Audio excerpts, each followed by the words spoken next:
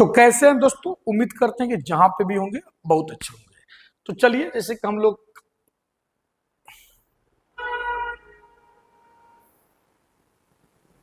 तो कैसे हैं दोस्तों, उम्मीद करते हैं कि जहां पे भी होंगे बहुत अच्छे होंगे। तो चलिए, जैसे कि हम लोग क्लास 10वीं का हिंदी देख रहे हैं, उसी क्रम में आज हम लोग चौथा अध्याय जिसका नाम है नाखून क्यों बढ़ते हैं, चलना इसको देखने। ऐसा करते हैं भाई, मेरे पेन हम ब्लैक नहीं, ब्लैक पे व्हाइट या ऐसा करते हैं रेड ले लेते हैं। ठीक, चलिए शुरू करते हैं। आपको तो पता ही है कि 10-15 मिनट के अंदर का ही वीडियो होने वाला है।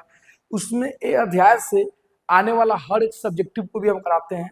तो आप लोग वीडियो को लाइक कीजिए, शेयर कीजिए और चैनल को सब्सक्राइब नहीं किए होंगे तो सब्सक्राइब कर दीजिए। ठीक है, चलिए शुरू करते हैं। देखिए, सबसे पहले आप लेखक परिचय देखिए। लेखक का नाम है हजारी प्रसाद द्विवेदी, जो नाखून क्यों बढ़ते हैं इसका ऑथर है, इसको लिखे हैं। इनका जन्म 19 अगस्त 1907 ईस्वी को यूपी के बलिया, यूपी मतलब उत्तर प्रदेश के बलिया जिला के, देखिए यहाँ पे, देखिए आरत दुबे छापरा नामक यहाँ पे गांव में हुआ था। ठीक, इतना बुझ गए होंगे। तो इनका मृत्यु 19 मई 1979 को। पिता का नाम श्री अनमोल द्विवेदी, माता का नाम श्रीमती यहाँ पे ज्योतिषमती। आप इनका लेखक मतलब लेखक परिचय के रूप में आप जान गए, इसको ध्यान रखिएगा, इसको आप नोट भी कर सकते हैं। ठीक है, ये डीओ भी डेट ऑफ बर्थ, ठीक है ना, मतलब कि जन्म और मृत्यु, सब सवाल एग्जाम में ऑब्जेक्टिव के रूप में आता भी है। चलिए शुरू करते हैं। ऐसा करते हैं, आप जो है पहले इनके बारे में और कुछ जानिए। हजारी प्रसाद द्विवेदी जो है, इनके बारे में जानिए। देखिए, इनका प्रारंभिक शिक्षा जो है घर पे ही संस्कृत के माध्यम से हुई। उस शिक्षा के लिए यह काशी हिंदू यूनिवर्सिटी, सुनो होंगे, काशी हिंदू विश्वविद्यालय गए। वहां से इन्होंने ज्योतिषाचार्य की उपाधि प्राप्त की और कबीर पर गहन अध्ययन किए। कबीर के दोहे तो सुने ही होंगे ना, है कि नहीं। गहन अध्ययन करने के बाद 1949 ईस्वी में लखनऊ विश्वविद्यालय में इन्हें पीएचडी की मानक उपाधि, ठीक है, पीएचडी की मानक उपाधि से सम्मानित किया गया। 1957 ईस्वी में यहाँ पे भारत सरकार के द्वारा इन्हें पद्म भूषण की उपाधि से भी, देखिए, इनको यहाँ पे सम्मानित होने का मौका मिला। ठीक, यानी कि ये हजारी प्रसाद द्विवेदी जो है बहुत पहुंचे हुए कवि थे। चलिए आगे देखिए। अब आप मतलब क्या क्या लिखे हैं थोड़ा ये भी जान लीजिए। अशोक के फूल लिखे हैं, यहाँ पे कूटज लिखे हैं, कल्पलता लिखे हैं, मान भट्ट की आत्मकथा पुनर्वा लिखे हैं। देखिए यहाँ पे चारू चंद्रलेख लिखे हैं, यहाँ पे अनाम दास की पोथा लिखे हैं, हिंदी साहित्य का उद्भव लिखे हैं, उद्भव और विकास, हिंदी साहित्य की भूमिका लिखे हैं। इतनी इनकी साहित्यिक रचनाएं हैं। ठीक है, आप इतना समझ गए होंगे ना। तो अब चलिए भाई, आपको हम पाठ परिचय देते हैं। ठीक, चलिए देखिए, प्रस्तुत निबंध जो है नाखून क्यों बढ़ते हैं में मनुष्य की मनुष्यता का साक्षात्कार मतलब रूप से आपको क्या कहते हैं ना, हूबहू कराया गया है। लेखक के अनुसार नाखून का बढ़ना जो है ना, मनुष्य की पार्श्विक वृत्ति का प्रतीक है। ये आएगा कि लेखक के अनुसार नाखून का बढ़ना क्या चीज का प्रतीक है, तो उसके पार्श्विक वृत्ति का, यानी कि पशुता का, और उन्हें काटना या मतलब ना बढ़ने देना, उसमें निहित मानवता का प्रतीक है। मानवता मतलब इंसानियत का, कि उस सब मानव है।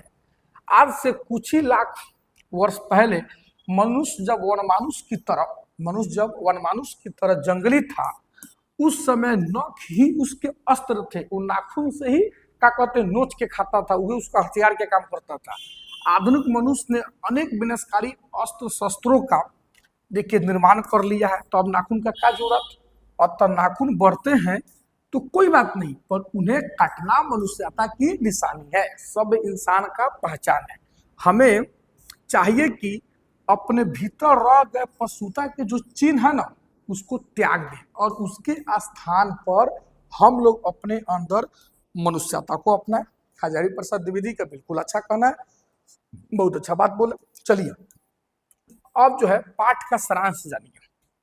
ठीक है कि नहीं। चलिए देखिए, यहाँ पे प्रस्तुत पाठ नाखून क्यों बढ़ते हैं हजारी प्रसाद द्विवेदी के द्वारा लिखा गया है। इसमें लेखक ने नाखून के माध्यम से मनुष्य के आदिम बर्बर प्रवृत्ति का वर्णन करते हुए उससे बर्बरता का त्याग कर मानवीय गुणों को अपनाने का संदेश दिया है।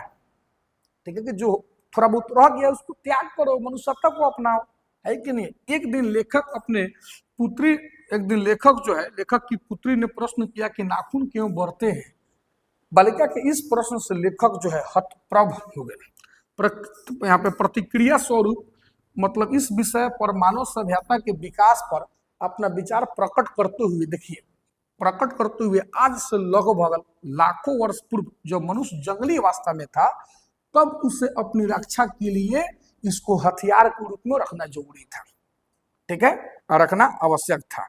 इसके लिए मनुष्य अपनी नाखून को हथियार स्वरूप प्रयोग करने के लिए बढ़ाना शुरू किया। ये अपने पुत्री को लेखक कह रहे हैं, ठीक, क्योंकि अपने प्रतिद्वंदियों से जूझने के लिए नाखून ही उसके अस्त्र थे। इसके बाद पत्थर हुए, फिर पेड़ के डाल हुए आदि का व्यवहार होने लगा। इस प्रकार जैसे जैसे मानव सभ्यता का विकास होता गया मनुष्य अपने हथियारों में भी विकास करने लगा, ठीक है, इतना आपको बुझा गया होगा। तो चलिए पाठ का आप परिचय देखें, ठीक है, पाठ का आप सारांश देखें। इतना अगर आप देख लिए होंगे तो अब चलिए अब देखिए, उसे इस बात पर हैरानी होती है कि आज मनुष्य नाखून नाक काटने पर अपने बच्चों को डांटता है, लेखक को, ठीक है, इस बात पर हैरानी होती है, ठीक, किंतु प्रकृति उसे फिर भी नाखून बढ़ाने को विवश करती है। मनुष्य को अब इससे कई गुना शक्तिशाली अस्त्र शस्त्र मिल चुके हैं, वे स्वयं बना चुके हैं। इसी कारण मनुष्य अब नाखून नहीं चाहता है, ठीक है, ये लेखक अपने पुत्री को समझाते हैं। चलिए और अब देखिए, लेखक जो है सोचता है कि मनुष्य किस ओर बढ़ रहा है भाई, मनुष्यता की ओर कि पशुता की ओर, मतलब मानवता की ओर कि जानवर की ओर, कौन रास्ते पे चल रहा है, अस्त्र शस्त्र बढ़ाने की ओर अथवा अस्त्र शस्त्र की घटाने की ओर। आज के युग में नाखून जो है पशुता के अवशेष है तथा अस्त्र शस्त्र पशुता के निशानी है, ठीक। इसी प्रकार भाषा में विभिन्न शब्द विभिन्न रूपों के प्रतीक है। जैसे इंडिपेंडेंट शब्द का अर्थ क्या होता है, हाँ, यहाँ पे अधीनता यानी कि स्वतंत्रता, या कह सकते हैं अधीनता की अभाव। इंडिपेंडेंट शब्द का मतलब होता है जो किसी पे निर्भर ना हो, किंतु इसका अर्थ हमने स्वाधीनता, स्वतंत्रता तथा स्वराज ग्रहण किया है, जबकि होता वो है, हम लोग इसको ए रूप में लेते हैं, ठीक है। यह सच है, यह जो है आपको बता दे भाई सच है, यह इसको ऊपर कर देते हैं, ठीक है। चलिए अब बताते हैं, यह सच है आज परिस्थितियां बदल गई है, उपकरण नए हो गए हैं, उलझनों की मात्रा भी बढ़ गई है, ठीक है, कम नहीं हुई है, परंतु मूल समस्याएं अधिक नहीं बदली है, ठीक है। देखिए, लेकिन पुराने के मोह के बंधन में रहना भी यहाँ पे अब समय जरूरी नहीं होता है, मतलब पुराने के मॉडल में रहना यूं जरूरी नहीं है। इसलिए हमें भी नयापन को अपनाना चाहिए, लेकिन इसके साथ हमें यह भी ध्यान रखना चाहिए कि नए, देखिए यहाँ पे, कि नए की खोज में हम अपना सर्वस्व ना खो दें, क्योंकि कालिदास ने कहा है कि सब पुराने अच्छे नहीं होते और सब नए जो है खराब भी नहीं होते, अतः दोनों को जांच कर जो हितकर हो उसे स्वीकार करना चाहिए, ठीक है। यानी कि लेखक का ये कहना है, ठीक है, नाखून काटने के पीछे वो ये तर्क देते हैं कि सब पुराने अच्छे नहीं होते और सब नए खराब भी नहीं होते।